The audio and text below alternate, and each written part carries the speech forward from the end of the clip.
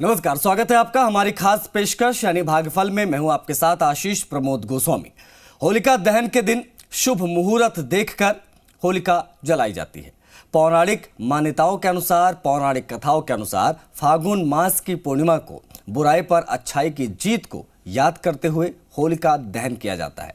वहीं होली का पर्व सिर्फ रंग और गुलाल को खेलने भर से ही नहीं जुड़ा है, बल्कि इस दिन की जाने वाली देवी देवताओं की पूजा और भक्ति सभी दुखों को दूर करके सुख और सौभाग्य प्रदान करने वाली मानी गई है। लेकिन होली के दिन कई ऐसी बातें हैं जिनका विशेष ध्यान रखने की भी आवश्यकता होती है। इसी विषय पर हमें विस्तार से जानकारी देने के लिए हमारे साथ जुड़ रहे हैं ज्योतिष परिषद एवं शोध संस्थान अध्यक्ष ज्योतिषाचार्य पंडित पुरुषोत्तम गौड़ जी महाराज। आचार्य जी, स्वागत करता हूं आपका खास पेशकश भाग्यफल में। जी धन्यवाद। श्री राम जय राम जय जय राम, मेरे राम की जय हो। महाराज जी, होली का पर्व आने वाला है और आज का टॉपिक इससे जुड़ा हुआ, लेकिन इस पर आप प्रकाश डालें उससे पहले तमाम दर्शकों से अपील, अगर आपके मन में कोई सवाल है, कोई प्रश्न है, अगर आप हमसे जुड़ना चाहते हैं लाइव शो के दौरान, तो आप जो नंबर मैं आपको बताने जा रहा हूँ उन नंबरों पर कॉल कर सकते हैं। आप अपना प्रश्न महाराज जी से पूछ सकते हैं। पहला नंबर 0120715377। दूसरा नंबर जो है वो है 012071533826। तो अपना सवाल पूछने के लिए आप इन नंबरों पर फोन घुमा सकते हैं, फोन लगा सकते हैं और आपका जो भी प्रश्न है आप महाराज जी से डायरेक्टली ये सवाल पूछ सकते हैं। महाराज जी, मैं आपका रुख करूंगा।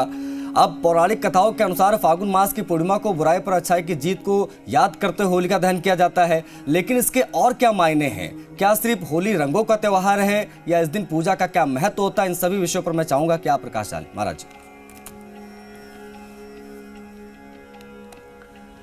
देखिए, आपने आशीष जी बहुत अच्छा प्रसंग रखा है।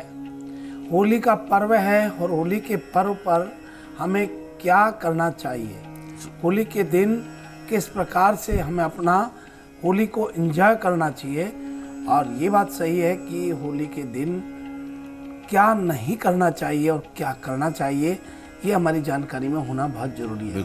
और इसी को लेकर के जो आज प्रसंग आपने रखा है, ये बड़ा महत्वपूर्ण प्रसंग है।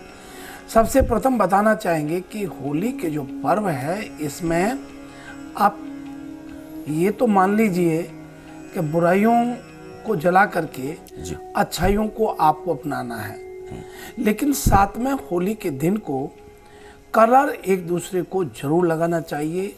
इस दिन होली खेलने से आपके जीवन में खुशी आती है, यानी धुलंडी के दिन, और दरिद्रता दूर होती है।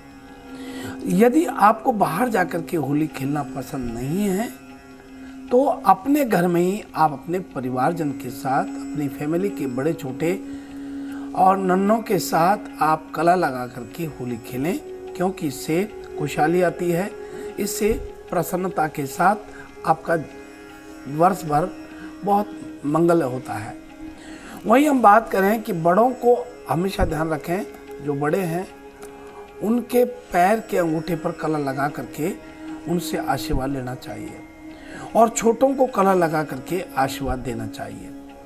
इस दिन सुबह जल्दी उठना चाहिए, अपने आराध्य और अपने इष्ट को ध्यान रखते हुए उनकी उनको गुलाल लगानी चाहिए और फिर प्रणाम करके और फिर आप होली को खेलना चाहिए। होली के दहन की विभूति को पुरुष अपने माथा पर लगाएं और औरतें अपने गले पर लगाएं, इससे ऐश्वर्य बढ़ता है। होली की जो बिलकुड़ी जलाई जाती है उसे घर ला करके परंडे पर रख लें, वो भी आपको स्वास्थ्य आदि में भभूति के रूप में काम करती है। होली के दिन क्या ना करें, ये बहुत महत्वपूर्ण बात है। होली के दिन संपत्ति खरीदे या बेचे नहीं। हो सकता है कि इससे आपको परेशानी हो सकती है, इसलिए जमीन लेने से पहले 10 बार सोचें और बेचनी भी नहीं चाहिए। होलाष्टमी के दिन में नए व्यापार, नई नौकरी शुरू नहीं करनी चाहिए। हो सके तो होली के बाद नया व्यापार आदि शुरू करें। शादी हर व्यक्ति के जीवन में अहम फैसला होती है, इसलिए शादी के शुभ मुहूर्त में भी होली के होलाष्टक को छोड़ना चाहिए। नाम ही आदमी को पहचान दिलाता है, इसलिए होलाष्टक में नाम रखना बदलना भी नहीं चाहिए। और जितना जरूरी नाम है उतना ही जरूरी विद्या भी होती है। इसलिए बच्चों की पढ़ाई शुरू करने से पहले शुभ मुहूर्त देख लें। होलाष्टक आदि में आपको पढ़ाई शुरू ना करनी चाहिए। इसी के साथ आपको बता दें कि इस बार जो होलिका दहन की बात कर रहे हैं, तो आप देखिएगा कि 6 मार्च को सायंकाल 4:18 पर पूर्णिमा प्रारंभ होती है, जो अगले दिन मंगलवार को सायंकाल 6:10 तक रहने वाली है। प्रदोष काल में पूर्णिमा 6 मार्च सोमवार को ही रहेगी। इसलिए प्रदोष काल की पूर्णिमा पर आप होली के पर्व को मनाना चाहिए और मनाया जा सकता है और मनाना है। किंतु इस दिन भद्रा सायंकाल 4:18 से लेकर और दूसरे दिन सुबह यानी 7 तारीख को सुबह 5:14 तक रहेगी। अब शास्त्रानुसार होली के दहन में भद्रा हमेशा टाली जाती रही है। आपको बता दें धर्म सिंधु का मत मिलता है। धर्म सिंधु का ये मत है कि भद्रा का समय यदि निश्चित काल यानी अर्धरात्रि के बाद चला जाता है तो फिर आपको होली का दहन भद्रा मुख को छोड़ करके भद्रा के पुच्छ काल या प्रदोष काल में करना सर्वाधिक श्रेष्ठ होता है। तो आप होली का दहन 6 तारीख को ही रहेगा और 6 मार्च को पूरे राजस्थान में होली का दहन किया जाएगा। जी जाहिर तौर पर महाराज जी आपने बहुत अहम जानकारियां दी हैं। होली के दिन को हम सब यही जानते हैं कि भाई होली के दिन रंग खेलना होता है और जमकर गुलाल उड़ाना होता है, लेकिन इसके अलावा भी बहुत चीज़ें होती हैं, क्या करें क्या ना करें होली के दिन विशेष तौर पर। ये महाराज जी ने बहुत ही शानदार तरीके से बताया। अब मैं कुछ कॉलर्स के पास चलूंगा, उनका रुख करूंगा। तो जो भी कॉलर्स इस वक्त हमारे साथ कनेक्ट हैं तो कृपया करके आप अपना नाम बताएं और महाराज जी से जो भी प्रश्न आपके मन में है पूछ सकते हैं।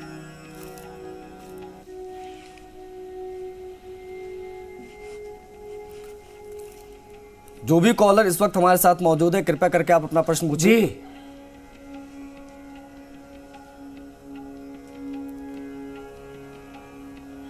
महाराज जी अभी कोई कॉलर इस वक्त शायद नहीं कनेक्ट हो पाया है। महाराज जी आज मेरे मन में विचार था, आज मैं सोच रहा था कि जब मैं आज आऊंगा तो आपसे अपने बारे में जरूर कुछ पूछना चाहूंगा, क्योंकि मेरी माता जी से बात हुई थी, वो भी हमारा कार्यक्रम देखती हैं, तो उन्होंने कहा था कि कभी अपने बारे में पूछो।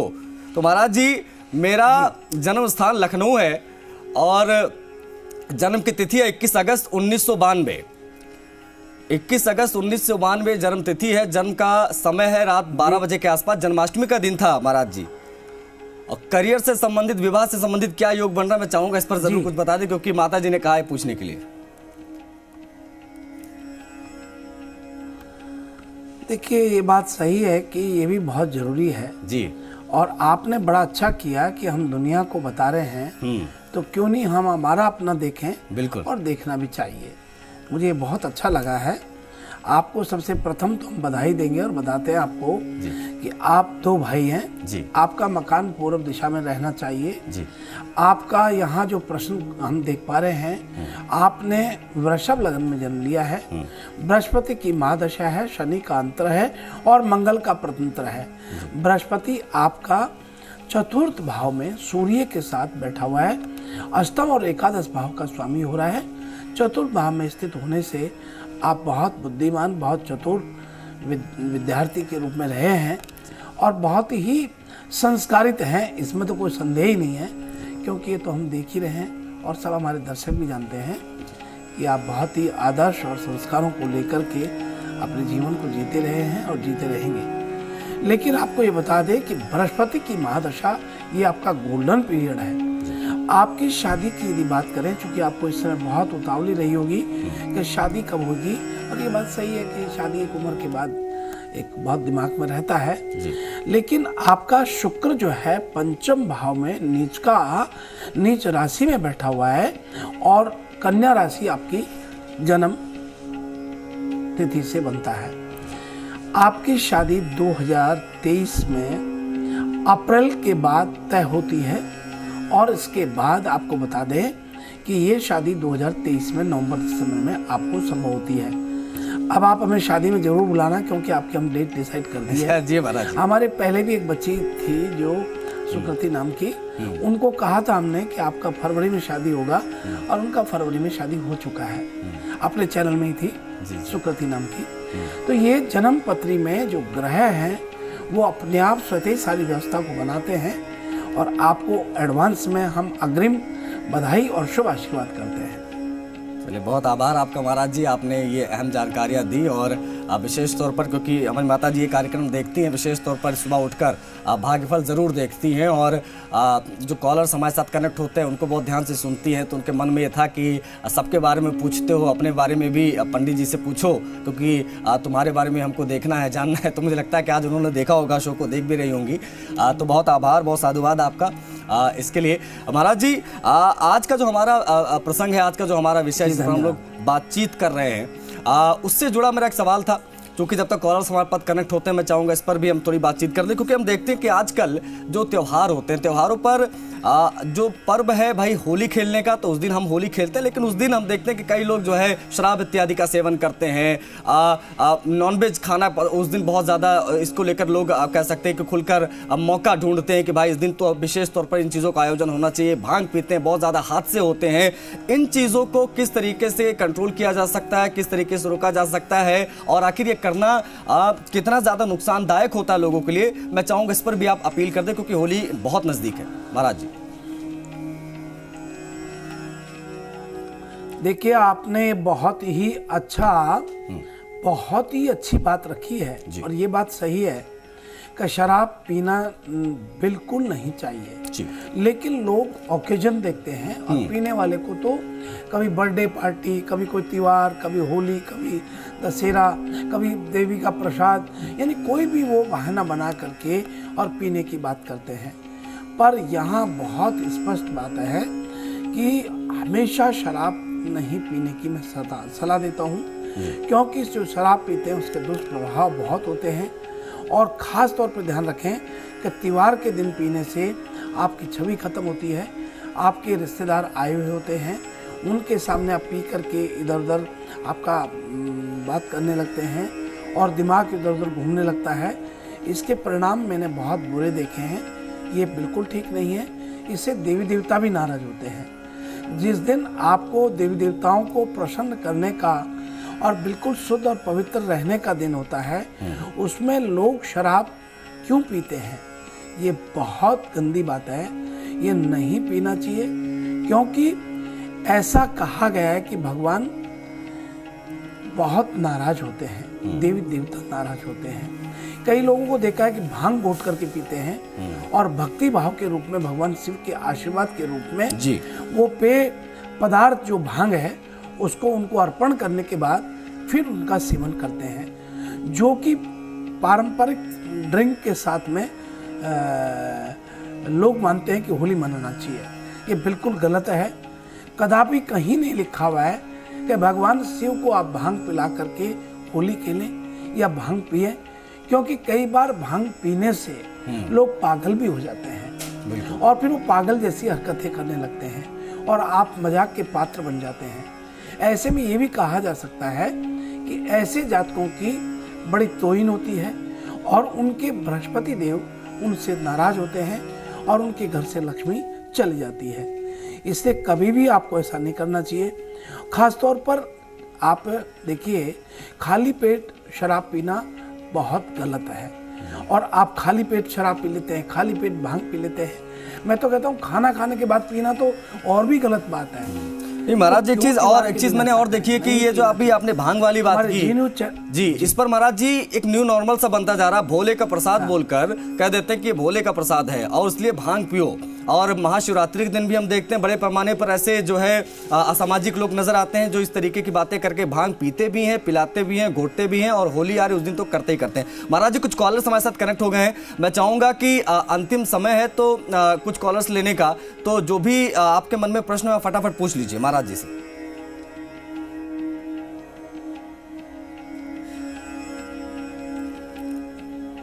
सवाल पूछिए अपना आप।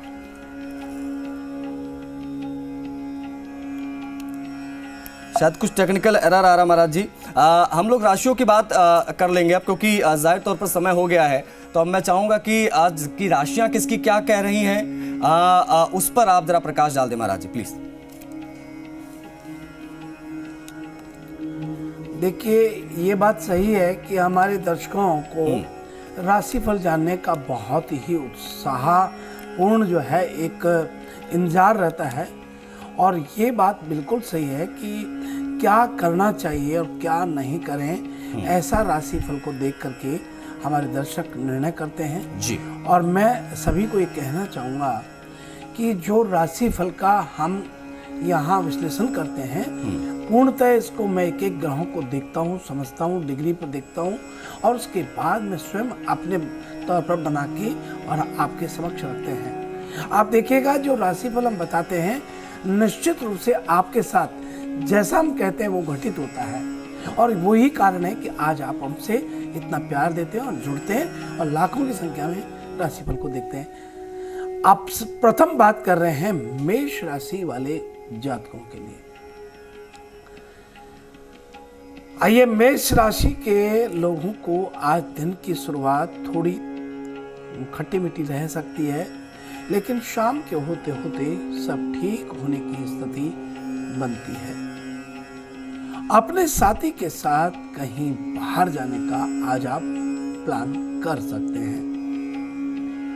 आज आपको सुबह से शाम कभी मीठा तो कभी खट्टा देखने को मिलेगा, कभी खुशी तो कभी गम आज देखने को मिलेगा। लेकिन हताश ना हो, हिम्मत से काम लें, आप जरूर सफल होंगे। और अब इसी के साथ आगे बढ़ते हुए बात कर रहे हैं वृषभ राशि वाले लोगों की। वृषभ राशि के जातकों को आज प्रेम संबंध में जो लोग हैं उन्हें आज अपने पार्टनर के साथ अच्छी सूचना प्राप्त होती है।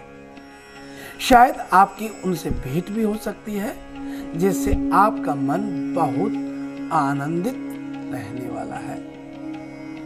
और इसी के साथ आपको बता दें कि आप अपने जीवन साथी के साथ अच्छे व्यवहार के साथ अपना दिन को उत्साहपूर्ण जीते हैं तो ये आपके और आपके परिवार में बहुत खुशी देने वाली रहेगी। और अब आइए हम बात कर रहे हैं मिथुन राशि वाले लोगों की। मिथुन राशि के जातकों को ज्यादातर समय आज दोस्तों के साथ देना होगा। ऐसे में फिजूली खर्चों से आज आपको बचना चाहिए। व्यर्थ के झगड़े में ना पड़े तो ही ठीक रहेगा। बाहर के खाने से पेट की कोई समस्या आज आपको थोड़ी रह सकती है, इसलिए तला फुला खाने से आज आपको बचना ही चाहिए। और अब आइए हम बात कर रहे हैं कर्क राशि वाले लोगों की। आज घर में कोई सरप्राइज आपको मिल सकता है जिससे मन बहुत आनंदित रहने वाला है। पार्टनर के साथ आपके संबंध और मधुर बनेंगे। आप उनके लिए कुछ नया करने का प्रयत्न करें और आपको ये प्रयत्न बहुत लाभप्रद रहने वाला होगा। ये मन को बहुत खुशी और आनंदित करेगा। और अब आइए हम बात कर रहे हैं सिंह राशि वाले सभी जातकों के लिए। सिंह राशि के लोगों को आज घर में किसी के साथ कोई छोटी मोटी बात को लेकर के मन मुटाव हो सकता है, वहीं थोड़ी नोक झोंक की स्थिति भी आज बनती है। ऐसे में कुछ भी कहने से पहले उसे अच्छे से विचार करें और उसके बाद ही अपनी वाणी को एक स्वरूप दें।